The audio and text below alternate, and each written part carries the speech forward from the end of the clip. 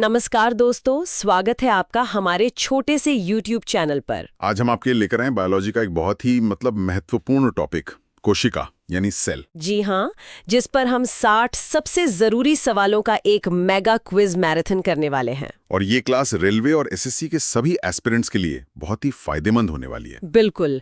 तो क्लास शुरू करने से पहले जल्दी से चैनल को सब्सक्राइब करें, वीडियो को लाइक करें और हाँ, नीचे कमेंट करके अपनी उपस्थिति दर्ज कराएं। और हाँ, इस क्लास की पीडीएफ डाउनलोड करने के लिए हमारा Telegram channel free railway notes जरूर ज्वाइन करें। लिंक आपको चैनल के डिस्क्रिप्शन या इस वीडियो के डिस्क्रिप्शन बॉक्स में मिल जाएगा। तो चलिए शुरू करते हैं आज का क्विज मैराथन। ठीक है, तो पहला सवाल, question number 1, who discovered the cell? मतलब कोशिका की खोज किसने की? ऑप्शंस हैं A Robert Brown, B Robert Hooke, C Leeuwenhoek, D Schleiden. इसका सही जवाब है ऑप्शन बी, रॉबर्ट हुक। हाँ, और एक्सप्लेनेशन ये है कि 1665 में रॉबर्ट हुक ने अपने माइक्रोस्कोप से कॉर्क की पतली परत में छोटे छोटे कमरे देखे थे, जिन्हें उन्होंने सेल कहा। बिल्कुल, पर वो मृत कोशिकाएं थीं। सही।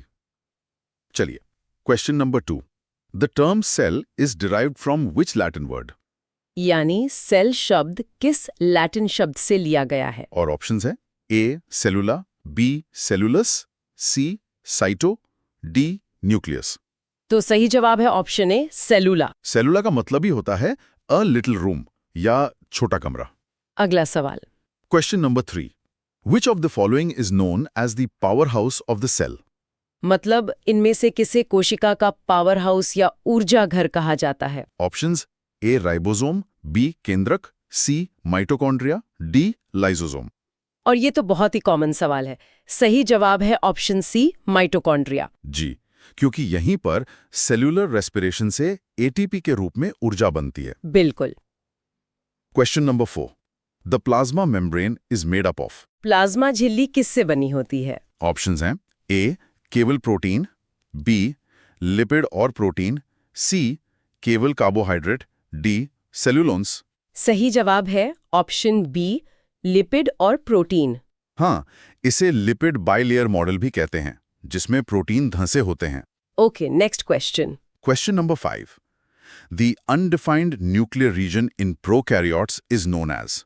यानी प्रोकैरियोटिक कोशिकाओं में जो अविकसित केंद्रक क्षेत्र होता है, उसे क्या कहते हैं? ऑप्शंस ए केंद्रक, बी न्यूक्लियोलस, सी क्रोमोसोम, डी केंद्रकाय न्यूक्लियोइड।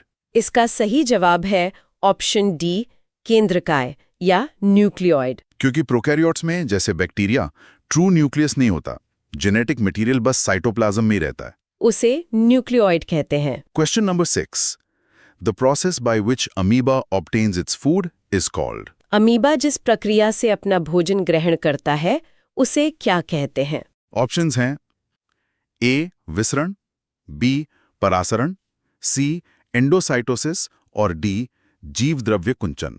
सही जवाब है ऑप्शन सी, एंडोसाइटोसिस। इसमें सेल मेम्ब्रेन भोजन को चारों तरफ से घेर लेती है और इसमें ऊर्जा एटीपी खर्च होती है।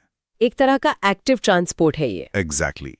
Question number 7, what will happen if an animal cell is placed in a hypotonic solution? अगर किसी जंतु कोशिका को हाइपोटोनिक घोल में रखा जाए तो क्या होगा? ऑप्शंस हैं ए यह सिकुड़ जाएगी, बी यह फूल जाएगी और फट सकती है, सी कोई बदलाव नहीं होगा और डी पहले फूलेगी फिर सिकुड़ेगी। सही जवाब है ऑप्शन बी, यह फूल जाएगी और फट सकती है। हाँ, क्योंकि हाइपोटोनिक सॉल्यूशन में पानी की कॉन्सेंट्रेशन ज्यादा होती है, तो पानी ऑस्मोसिस के थ्रू सेल के अंदर चला जाता है। और एनिमल सेल में सेल वॉल तो होती नहीं जो उसे फटने से बचाए। चलिए, अगला सवाल करने से पहले एक मजेदार कमेंट पढ़ लेते हैं। हाँ, जरूर। पप्पू बिहारी जी लिखते हैं भोजपुरी में, गुरुजी इस सेल वाला चैप्टर तो हमारा सेल निकाल दे रहा है, एक को क्वेश्चन दिमाग में ना घुसता।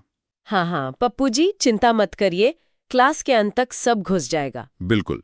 चलिए, question number 8, the shrinking of protoplasm in a plant cell in a hypertonic solution is called? Hypertonic घोल में पादप कोशिका के जीव द्रव्य के सिकुड़ने को क्या कहते हैं? ऑप्शंस ए विसरण, बी जीवद्रव्य कुंचन, सी परासरण, डी स्फीति। इसे कहते हैं ऑप्शन बी, जीव द्रव्य कुंचन या प्लाज्मोलिसिस। इसमें सेल के अंदर का पानी बाहर आ जाता है और सेल मेम्ब्रेन सेल वॉल से अलग हो जाती है। Question number 9, detoxification of drugs and poisons in the liver is carried out by. Liver में दवाओं और जहरीले पदार्थों का डिटॉक्सिफिकेशन कौन करता है? Options A RER, B SER, C Golgi उपकरण, D लाइसोसोम। ये बहुत इंपॉर्टेंट फंक्शन है और सही जवाब है ऑप्शन बी SER यानी स्मूथ एंडोप्लाज्मिक रेटिक्यूलम। चिकनी अंतर्द्रव्यी जालिका। जी। Question number 10, ribosomes are the site of synthesis of. Ribosome में किसका संश्लेषण होता है? ऑप्शंस A वसा, B protein, C carbohydrate, D vitamin. Ribosome को प्रोटीन फैक्ट्री भी कहते हैं, तो सही जवाब है ऑप्शन बी प्रोटीन। बिल्कुल सही। बहुत बढ़िया। तो 10 सवाल पूरे हो गए हैं। हाँ। अगर आपको क्लास में मजा आ रहा है तो जल्दी से लाइक बटन दबा दीजिए और इस सेशन को अपने दोस्तों के साथ शेयर भी कर दीजिए ताकि वे भी जुड़ सकें। चलिए आगे बढ़ते हैं। Question number 11, chromosomes are composed of. Chromosome या क्रोमोसोम किससे बने होते हैं? ऑप्शंस A केवल DNA, B केवल प्रोटीन, C DNA और प्रोटीन, D RNA और प्रोटीन। सही जवाब है ऑप्शन सी DNA और प्रोटीन। हाँ, DNA की पैकेजिंग हिस्टोन नाम के प्रोटीन के चारों ओर होती है जिससे क्रोमोसोम बनता है। अच्छा। Question number 12, which organelle is known as the suicide bag of the cell? किस कोशिकांग को कोशिका की आत्मघाती थैली कहा जाता है? Options A mitochondria, B ribosome, C Golgi उपकरण, D लाइसोसोम। ये भी एक फेमस क्वेश्चन है। इसका जवाब है ऑप्शन डी लाइसोसोम। ऐसा इसलिए कहते हैं क्योंकि जब सेल डैमेज हो जाता है तो लाइसोसोम फट जाते हैं और अपने डाइजेस्टिव एंजाइम से पूरी सेल को ही पचा जाते हैं। सेल का सफाई दस्ता भी यही है। हाँ। Question number 13, the term protoplasm was coined bye. Protoplasm शब्द किसने गढ़ा था? Options A Robert Hooke, B पुरकिंजे, C Virchow, D श्वान। सही जवाब है ऑप्शन B पुरकिंजे। प्रोटोप्लाज्म मतलब कोशिका के अंदर का पूरा जीवित पदार्थ जिसमें साइटोप्लाज्म और न्यूक्लियस दोनों आते हैं। Question number 14, the cell wall of a plant cell is mainly composed of. पादप कोशिका की कोशिका भित्ति मुख्य रूप से किससे बनी होती है? Options A chitin, B lipid, C cellulose, D protein. पादप कोशिका की भित्ति बनी होती है ऑप्शन C सेल्यूलोज से। ये एक तरह का कॉम्प्लेक्स कार्बोहाइड्रेट है जो पौधों को स्ट्रक्चरल सपोर्ट देता है। ठीक है, तो एक और मजेदार कमेंट का समय हो गया है। बिल्कुल। ये कमेंट है ताऊ रामफल जी का। अच्छा। लिखते हैं हरियाणवी में। अच्छा। मास्टर जी, इतनी बायोलॉजी पढ़ ली, न्यू बता दो रेलवे की भर्ती कब निकलेगी? ताऊ जी, भर्ती जब भी निकलेगी आपकी तैयारी पूरी होनी चाहिए। चलिए अगले सवाल पर। बिल्कुल सही। Question number 15, a cell placed in which solution will not change in size. एक कोशिका को किस विलयन में रखने पर उसके आकार में कोई परिवर्तन नहीं होगा? ऑप्शंस A अल्प परासरी, B अति परासरी, C सम परासरी, D इनमें से कोई नहीं। सही जवाब है ऑप्शन C सम परासरी या आइसोटोनिक। क्योंकि आइसोटोनिक सॉल्यूशन में पानी की कॉन्सेंट्रेशन सेल के अंदर की कॉन्सेंट्रेशन के बराबर होती है, तो नेट मूवमेंट 0 होता है। Question number 16, Which two organelles contain their own genetic material? किन दो कोशिकांगों में अपना स्वयं का आनुवंशिक पदार्थ होता है? ऑप्शंस A राइबोसोम और लाइसोसोम, B माइटोकॉन्ड्रिया और प्लास्टिड, C ER और गोल्जी, D केंद्रक और रस्थानी। ये बहुत ही इंटरेस्टिंग सवाल है। सही जवाब है ऑप्शन बी माइटोकॉन्ड्रिया और प्लास्टिड। हाँ, इनका अपना DNA और राइबोसोम होते हैं जिससे ये अपने कुछ प्रोटीन खुद बना सकते हैं। इसीलिए इन्हें सेमी ऑटोनॉमस ऑर्गेनेल भी कहते हैं। Question number 17, what is the function of the Golgi apparatus? Golgi उपकरण का कार्य क्या है? ऑप्शंस A ऊर्जा उत्पादन, B संचयन, रूपांतरण और पैकेजिंग, C प्रोटीन संश्लेषण, D कोशिका विभाजन। गोल्जी को सेल का पोस्ट ऑफिस भी कहते हैं, तो इसका काम है ऑप्शन बी संचयन, रूपांतरण और पैकेजिंग। ये RI से आने वाले मटेरियल्स को मॉडिफाई और पैक करके उनकी डेस्टिनेशन तक भेजता है। अच्छा। Question number 18, the cell theory was proposed by. कोशिका सिद्धांत किसके द्वारा प्रस्तावित किया गया था? ऑप्शंस श्लाइडेन और श्वान, वॉटसन और क्रिक, डार्विन और रॉबर्ट हुक। सेल थ्योरी दी थी ऑप्शन ए, श्लाइडेन और श्वान ने। इन्होंने कहा था कि सभी पौधे और जानवर कोशिकाओं से बने हैं। लेकिन वो ये नहीं बता पाए थे कि नई कोशिकाएं कहाँ से आती हैं। बिल्कुल। Question number 19, the coloured plastids which provide colour to flowers and fruits are.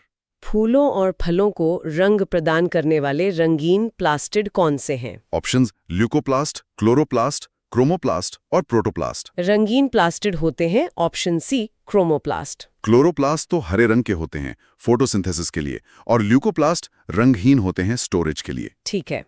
Question number 20. The flexibility of the cell membrane enables the cell to engulf food. This process is known as. कोशिका झिल्ली का लचीलापन कोशिका को भोजन निगलने में सक्षम बनाता है। इस प्रक्रिया को क्या कहते हैं? Options A. Exocytosis, B. Endocytosis, C. Plasmolysis, D. विसरण। ये सवाल पहले भी आ चुका है, बस वर्डिंग अलग है। जवाब है ऑप्शन बी, एंडोसाइटोसिस। सही। 20 सवाल हो चुके हैं। जो भी नए दोस्त हमारे साथ जुड़े हैं, चैनल को सब्सक्राइब करना ना भूलें ताकि आपको आगे की सभी क्लासेस का अपडेट मिलता रहे। जी बिल्कुल, और लाइक भी जरूर कर दें। चलिए, question number 21. The movement of water molecules through a selectively permeable membrane is called. वर्णात्मक पारगम्य झिल्ली के माध्यम से पानी के अणुओं की गति क्या कहलाती है? ऑप्शंस ए. विसरण, बी. वाष्पोत्सर्जन, सी. परासरण, डी. अवशोषण।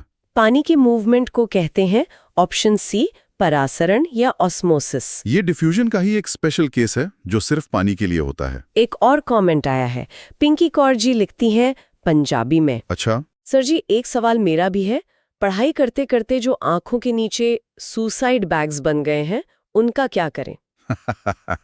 पिंकी जी, नौकरी लगने के बाद वो अपने आप गायब हो जाएंगे। फोकस बनाए रखिए। बिल्कुल। Question number 22. Vacuoles in plant cells provide.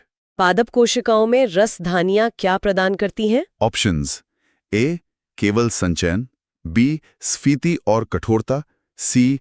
केवल रंग, डी. गति। पादप कोशिका में जो बड़ी सी रसधानी होती है वो देती है ऑप्शन बी, स्फीति और कठोरता, मतलब टर्जिडिटी एंड रिजिडिटी। हाँ, वो पानी से भरी रहती है और सेल वॉल पर प्रेशर डालती है, जिससे पौधा सीधा रहता है। Question number 23.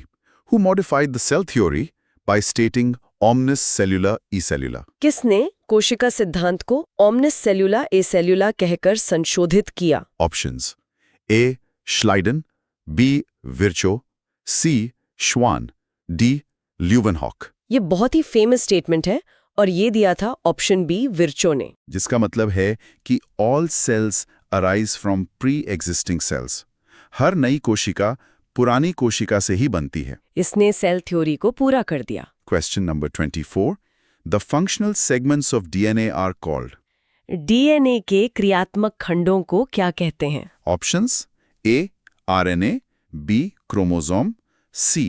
Gene, D. Nucleotide. DNA के फंक्शनल सेगमेंट्स को कहते हैं ऑप्शन सी, जीन। यही जीन होते हैं जो किसी खास प्रोटीन को बनाने का कोड रखते हैं और हमारे ट्रेट्स को कंट्रोल करते हैं। बिल्कुल। Question number 25. Which of the following is a unicellular organism? निम्नलिखित में से कौन एक कोशिकीय जीव है? Options A. Mushroom, B. Chlamydomonas, C. Spirogyra, D. Hydra. Mushroom, spirogyra और हाइड्रा मल्टीसेल्यूलर है, तो जवाब है ऑप्शन बी, क्लैमाइडोमोनास। ये एक तरह का एल्गी है। अमीबा और पैरामीशियम भी इसके उदाहरण हैं। जी। Question number 26. Which organelle forms a network system within the cytoplasm? कौन सा कोशिकांग कोशिका द्रव्य के भीतर एक नेटवर्क प्रणाली बनाता है? Options A. Mitochondria, B. अंतर्द्रव्यीय जालिका, सी. गोल्जी उपकरण, डी. लाइसोसोम। एक पूरा नेटवर्क या जाल बनाता है। ऑप्शन बी, अंतर्द्रव्य जालिका यानी एंडोप्लाज्मिक रेटिकुलम। ये झिल्लियों और ट्यूब्स का एक बहुत बड़ा नेटवर्क है। Question number 27. The longest cell in the human body is. मानव शरीर की सबसे लंबी कोशिका कौन सी है? Options A. रक्त कोशिका, बी. अस्थि कोशिका, सी. तंत्रिका कोशिका, डी. पेशी कोशिका। शरीर की सबसे लंबी कोशिका है ऑप्शन सी, तंत्रिका कोशिका या नर्व सेल। ये संदेशों को तेजी से शरीर के एक हिस्से से दूसरे हिस्से तक पहुंचाने का काम करती है। इसकी लंबाई 1 मीटर तक भी हो सकती है। जी हाँ। Question number 28, energy for cellular processes is stored in the form of. कोशिकीय प्रक्रियाओं के लिए ऊर्जा किस रूप में संग्रहित होती है? Options A glucose, B ADP, C ATP, D DNA. Cell की एनर्जी करेंसी है ऑप्शन सी एटीपी यानी एडेनोसिन ट्राइफॉस्फेट। और ये बनती है माइटोकॉन्ड्रिया में। एक और कमेंट है आशिक रेलवे वाला नाम से। अच्छा। लिखते हैं, सर गर्लफ्रेंड कह रही है या तो मुझे टाइम दो या रेलवे को। मैंने एटीपी की कसम खाकर बोल दिया पहले रेलवे। बहुत बढ़िया, यही जुनून चाहिए। बिल्कुल। Question number 29, what is the primary function of leucoplasts? Leucoplast का प्राथमिक कार्य क्या है? ऑप्शंस ए प्रकाश संश्लेषण, बी स्टार्च तेल और प्रोटीन कणों का संचय, सी रंग प्रदान करना, डी श्वसन। ल्यूकोप्लास्ट रंगहीन होते हैं और इनका काम है स्टोरेज। तो सही जवाब है ऑप्शन बी स्टार्च तेल और प्रोटीन कणों का संचय। ये पौधों के उन हिस्सों में पाए जाते हैं जहां सूरज की रोशनी नहीं पहुंचती, जैसे जड़ें। Question number 30, mitosis results in. समसूत्री विभाजन का परिणाम क्या होता है? ऑप्शंस ए 2 समान संतति कोशिकाएं, बी 4 भिन्न संतति कोशिकाएं, सी गुणसूत्रों की संख्या आधी होना, डी युग्मकों का निर्माण। माइटोसिस या समसूत्री विभाजन में एक पेरेंट सेल से बनती हैं ऑप्शन ए 2 समान संतति कोशिकाएं। मतलब जेनेटिकली आइडेंटिकल डॉटर सेल्स। ये ग्रोथ और रिपेयर के लिए होता है। बिल्कुल।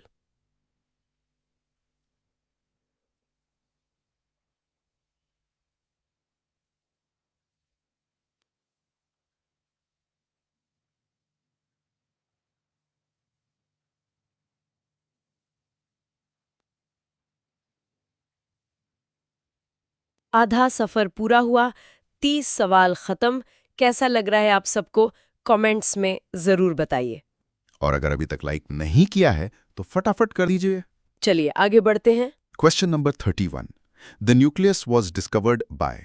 केंद्रक की खोज किसने की थी? Options A Robert Hooke, B Robert Brown, C Leeuwenhoek, D Schleiden. केंद्रक यानी न्यूक्लियस की खोज की थी ऑप्शन बी रॉबर्ट ब्राउन ने 1831 में। रॉबर्ट हुक ने सेल की और रॉबर्ट ब्राउन ने न्यूक्लियस की। इसमें कंफ्यूज नहीं होना है। हाँ, ये जरूरी है। Question number 32, in which year was the cell first discovered? कोशिका की खोज सबसे पहले किस वर्ष में हुई थी? Options A 1831, B 1665, C 1940, D 1855। जैसा हमने पहले सवाल में डिस्कस किया, रॉबर्ट हुक ने सेल को खोजा था ऑप्शन बी 1665 में। और 1831 में रॉबर्ट ब्राउन ने न्यूक्लियस को खोजा था। ठीक है।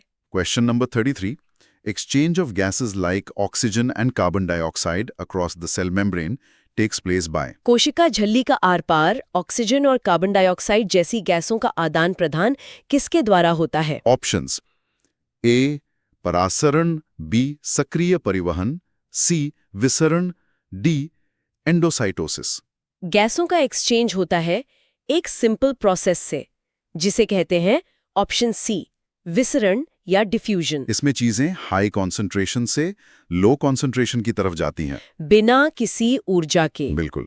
Question number 34, prokaryotic cells are generally than eukaryotic cells. Prokaryotic कोशिकाएं आमतौर पर यूकैरियोटिक कोशिकाओं की तुलना में होती हैं। ऑप्शंस ए बड़ी, बी समान आकार की, सी छोटी, डी अधिक जटिल। सी छोटी होती हैं। हाँ, उनका साइज आमतौर पर 1 से 10 माइक्रोमीटर होता है, जबकि यूकैरियोटिक सेल्स 10 से 100 माइक्रोमीटर तक हो सकते हैं। अच्छा। Question number 35, Why is the rough endoplasmic reticulum RAR called rough? खुरदुरी अंतर्द्रवी जालिका RER को खुरदुरा क्यों कहा जाता है? ऑप्शंस ए इसकी सतह असमान होती है, बी राइबोसोम की उपस्थिति की वजह से, सी ये प्रोटीन को मोड़ता है, डी ये चिकना नहीं होता है। RER की सतह पर छोटे छोटे कण चिपके होते हैं, जिसकी वजह से वो माइक्रोस्कोप में खुरदुरा दिखता है। तो जवाब है ऑप्शन बी, राइबोसोम की उपस्थिति की वजह से। और इन्हीं राइबोसोम का काम है प्रोटीन बनाना। एक कमेंट आया है, चिंटू फ्रॉम मेरठ बताइए। लिखते हैं, सर जी ये आरईआर और एससीआर तो ऐसे लग रहे हैं जैसे रेलवे के कोई नए जोन बन गए हो। हाँ, चिंटू जी बहुत क्रिएटिव हैं आप। चलिए अगला सवाल देखते हैं। Question number 36, Which plastid is the site of photosynthesis? कौन सा प्लास्टिड प्रकाश संश्लेषण का स्थल है? Options A chromoplast, B chloroplast, C leucoplast, D इनमें से कोई नहीं। फोटोसिंथेसिस यानी भोजन बनाने का काम होता है। ऑप्शन बी क्लोरोप्लास्ट में। क्योंकि इसी में क्लोरोफिल पिगमेंट होता है जो सनलाइट को ट्रैप करता है। बिल्कुल। Question number 37, how many membranes does a mitochondrion have? Mitochondria में कितनी झिल्लियां होती हैं? Options A 1, B 2, C 3, D कोई नहीं। माइटोकॉन्ड्रिया एक डबल मेम्ब्रेन्ड ऑर्गेनेल है, तो सही जवाब है ऑप्शन बी 2। एक बाहरी झिल्ली और एक भीतरी झिल्ली जो अंदर की तरफ मोड़ी होती है। हाँ, उन मोड़ों को क्रिस्टी कहते हैं। Question number 38, Which of the following is an example of a prokaryote? निम्नलिखित में से कौन प्रोकैरियोट का उदाहरण है? Options A amoeba, B bacteria, C कवक, डी पौधा। अमीबा, कवक और पौधे ये सब यूकैरियोट्स हैं। प्रोकैरियोट का सबसे क्लासिक एग्जाम्पल है ऑप्शन बी बैक्टीरिया। इनमें न्यूक्लियस और बाकी मेम्ब्रेन बाउंड ऑर्गेनेल्स नहीं होते। सही। Question number 39, Which organelle is involved in the formation of lysosomes? Lysosome के निर्माण में कौन सा कोशिकांग शामिल होता है? Options A ER, B mitochondria, C Golgi उपकरण, डी राइबोसोम। लाइसोसोम की पैकेजिंग और फॉर्मेशन का काम करता है ऑप्शन सी गोल्जी उपकरण। गोल्जी एपरेटस से ही ये छोटी छोटी थैलियों के रूप में निकलते हैं। Question number 40, Robert Hooke observed cells in a slice of. Robert Hooke ने किसकी एक स्लाइस में कोशिकाओं को देखा था? ऑप्शंस ए पत्ती, बी जड़, सी पेड़ की छाल से, डी फूल। ये पहले सवाल से जुड़ा है। उन्होंने पेड़ की छाल से बने कॉर्क की एक पतली स्लाइस में सेल्स को देखा था, तो जवाब है ऑप्शन सी पेड़ की छाल से। बहुत खूब, 40 सवाल पूरे। शानदार प्रदर्शन आप सभी का। याद रखिए, शेयरिंग इज केयरिंग। तो वीडियो को अपने व्हाट्सएप और टेलीग्राम ग्रुप्स में शेयर कर दीजिए। चलिए अगले 10 सवालों की तरफ। Question number 41, Who was the first person to observe living cells? जीवित कोशिकाओं को देखने वाले पहले व्यक्ति कौन थे? Options A Robert Hooke, B Leeuwenhoek, C Robert Brown, D Virchow. इसका जिक्र हमने शुरू में किया था। डेड सेल्स को हुक ने देखा, लेकिन जीवित सेल्स को सबसे पहले देखा ऑप्शन बी ल्यूएनहॉक ने। उन्होंने तालाब के पानी में बैक्टीरिया और प्रोटोजोआ को देखा था। Question 42, Do animal cells have a cell wall? क्या जंतु कोशिकाओं में कोशिका भित्ति होती है? ऑप्शंस ए हाँ, बी नहीं, सी कभी-कभी, डी केवल कुछ कोशिकाओं में। नहीं, सेल वॉल सिर्फ प्लांट सेल्स, फंगस और बैक्टीरिया में होती है, एनिमल सेल्स में नहीं। तो जवाब है ऑप्शन बी नहीं। एनिमल सेल की सबसे बाहरी परत प्लाज्मा मेम्ब्रेन होती है। एक और कमेंट आया है, सुनीता कुमारी जी लिखती हैं, जी सर पढ़ते पढ़ते सिर में दर्द हो रहा है, क्या मेरे ब्रेन सेल्स में जीव द्रव्य कुंचन हो रहा है? नहीं सुनीता जी, बस थोड़ा पानी पी लीजिए, सब ठीक हो जाएगा। चलिए फोकस करते हैं। बिल्कुल। Question number 43, The fluid content inside the plasma membrane is called? Plasma झिल्ली के अंदर तरल पदार्थ को क्या कहा जाता है? ऑप्शंस ए केंद्रक, बी कोशिका द्रव्य, सी प्रोटोप्लाज्म, डी रसधानी। प्लाज्मा मेम्ब्रेन के अंदर जो जेली जैसा पदार्थ होता है जिसमें सारे ऑर्गेनल तैरते हैं, उसे कहते हैं ऑप्शन बी कोशिका द्रव्य या cytoplasm. Question number 44, Which organelle modifies and packages proteins and lipids? कौन सा कोशिकांग प्रोटीन और लिपिड को संशोधित और पैक करता है? ये सवाल फिर से आया है अलग तरीके से। हाँ, मॉडिफिकेशन और पैकेजिंग का काम है ऑप्शन बी गोल्जी उपकरण का। बिल्कुल, रिपीटिशन से चीजें याद रहती हैं। Question number 45, What are the infoldings of the inner mitochondrial membrane called? भीतरी माइटोकॉन्ड्रियल झिल्ली के अंतर्वलन क्या कहलाते हैं? Options A thylakoids, B cristae, C stroma, D grana. ये भी हमने अभी डिस्कस किया था। माइटोकॉन्ड्रिया की भीतरी झिल्ली के मोड़ों को ऑप्शन बी क्रिस्टी कहते हैं और इन्हीं पर एटीपी बनाने वाले एंजाइम होते हैं। सही। Question number 46, the cell wall is found in? कोशिका भित्ति किस में पाई जाती है? ऑप्शंस: ए केवल जंतु कोशिका, बी केवल पादप कोशिका, सी दोनों में, डी किसी में नहीं। दिए गए ऑप्शंस में से सेल वॉल सिर्फ ऑप्शन बी केवल पादप कोशिका में होती है। अगर बैक्टीरिया या फंगस ऑप्शन में होता तो वो भी सही हो सकता था। Question number 47. What will happen to a cell if it is placed in a hypertonic solution? यदि किसी कोशिका को अति परासरी विलयन में रखा जाए तो क्या होगा? ऑप्शंस: ए फूलेगी, बी सिकुड़ेगी, सी कोई बदलाव नहीं, डी फट जाएगी। हाइपरटोनिक में पानी की मात्रा कम होती है तो सेल का पानी बाहर आ जाएगा और वो ऑप्शन बी सिकुड़ेगी। इसे प्लाज्मोलिसिस कहते हैं। Question number 48. Why is the plasma membrane called a selectively permeable membrane? Plasma झिल्ली को वर्णात्मक पारगम्य झिल्ली क्यों कहा जाता है? ऑप्शंस: ए ये सभी पदार्थों को अंदर बाहर आने देती है, बी ये किसी भी पदार्थ को अंदर बाहर नहीं आने देती, सी ये केवल कुछ पदार्थों को अंदर बाहर आने देती है, डी ये केवल पानी को आने देती है। इसे सेलेक्टिवली परमिएबल इसलिए कहते हैं क्योंकि ऑप्शन सी ये केवल कुछ पदार्थों को अंदर बाहर आने देती है। मतलब ये सिलेक्ट करती है, एक गेटकीपर की तरह। Exactly. Question number 49. An organism whose entire body is a single cell is called? एक जीव जिसका पूरा शरीर एक ही कोशिका का हो क्या कहलाता है? ऑप्शंस: ए बहुकोशिकीय, बी एक कोशिकीय, सी प्रोकैरियोटिक, डी यूकैरियोटिक।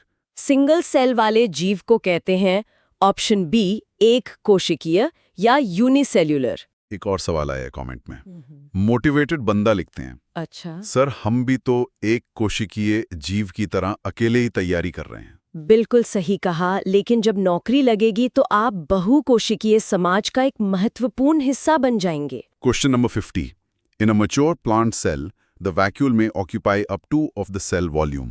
एक मैच्योर प्लांट सेल में वैक्यूल बहुत बड़ा होता है और वो सेल का लगभग ऑप्शन सी 50 से 90% हिस्सा घेर सकता है। बहुत अच्छे।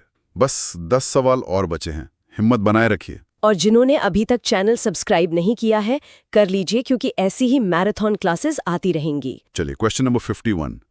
In meiosis, the number of chromosomes becomes. अर्धसूत्री विभाजन में गुणसूत्रों की संख्या कितनी हो जाती है? ऑप्शंस: ए आधी रह जाती है, बी दोगुनी हो जाती है, सी समान रहती है, डी 4 गुनी हो जाती है। मियोसिस या अर्धसूत्री विभाजन में क्रोमोसोम संख्या ऑप्शन ए आधी रह जाती है। ये गैमीट्स यानी स्पर्म और एग बनाने के लिए होता है। Question number 52. Which organelle contains powerful digestive enzymes? किस कोशिकांग में शक्तिशाली पाचक एंजाइम होते हैं? Options: A ribosome, B lysosome, C mitochondria, D केंद्रक। डाइजेस्टिव एंजाइम होते हैं ऑप्शन बी लाइसोसोम में। इसीलिए तो वो वेस्ट को डाइजेस्ट कर पाता है। हाँ। Question number 53. Kitchen of the cell is? कोशिका का रसोई घर कौन है? Options: A mitochondria, B chloroplast, C रसधानी, डी गोल्जी। जहां खाना बनता है यानी फोटोसिंथेसिस होता है, तो रसोई घर है ऑप्शन बी क्लोरोप्लास्ट। बिल्कुल सही। Question number 54. What is the full form of DNA? DNA का पूर्ण रूप क्या है? Options: A deoxyribonucleic acid, B ribonucleic acid, C deoxyribose nuclear acid, D dual nucleic acid. DNA का फुल फॉर्म है option A deoxyribonucleic acid. ये तो सबको पता होना चाहिए। हाँ, ये बेसिक है। Question number 55. Neurons are part of which system? Neurons किस प्रणाली का हिस्सा हैं? ऑप्शंस: ए पाचन तंत्र, बी तंत्रिका तंत्र, सी श्वसन तंत्र, डी परिसंचरण तंत्र। न्यूरॉन्स या नर्व सेल्स ये हिस्सा हैं ऑप्शन बी तंत्रिका तंत्र या नर्वस सिस्टम का। जी। Question number 56. The Golgi apparatus was first described using which staining technique? Golgi उपकरण का वर्णन सबसे पहले किस धुंधलापन तकनीक का उपयोग करके किया गया था? ऑप्शंस: ए ग्राम स्टेन, बी सिल्वर नाइट्रेट, सी सेफ्रोनीन, डी मिथाइलिन ब्लू। कमीलो गोल्जी ने एक स्पेसिफिक स्टेनिंग मेथड यूज किया था जिसे अब ब्लैक रिएक्शन कहते हैं। इसमें यूज होता है ऑप्शन बी सिल्वर नाइट्रेट। अच्छा, एक आखिरी मजेदार कमेंट है, साइंस लवर लिखते हैं, बताइए। सर मेरी मम्मी कहती हैं कि बेटा तुम्हारी जिंदगी का ब्लैक रिएक्शन कब खत्म होगा और कब सिल्वर नाइट्रेट जैसी चमक आएगी।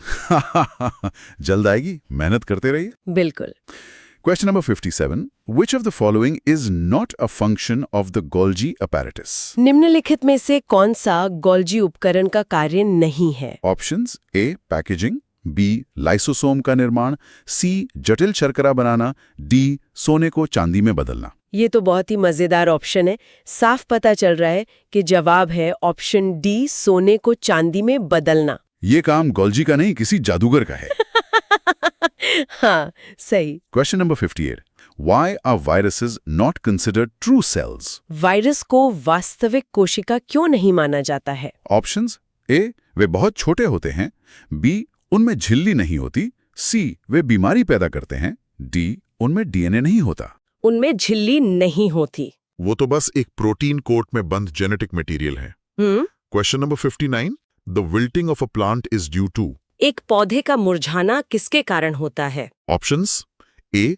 अत्यधिक प्रकाश संश्लेषण, बी. जीव द्रव्य कुंचन, सी. कोशिका विभाजन, डी. श्वसन। जब पौधे को पानी नहीं मिलता तो उसकी सेल्स से पानी निकल जाता है और वो टर्जिडिटी खो देती हैं। इस प्रक्रिया को हम कहते हैं ऑप्शन बी, जीव द्रव्य कुंचन या प्लाज्मोलिसिस। इसी वजह से पौधा मुरझा जाता है। बिल्कुल। और अब आखिरी सवाल, question number 60. Which of the following is used to stain cell nuclei? कोशिका केंद्रक को रंगने के लिए निम्नलिखित में से किसका उपयोग किया जाता है? ऑप्शंस: ए.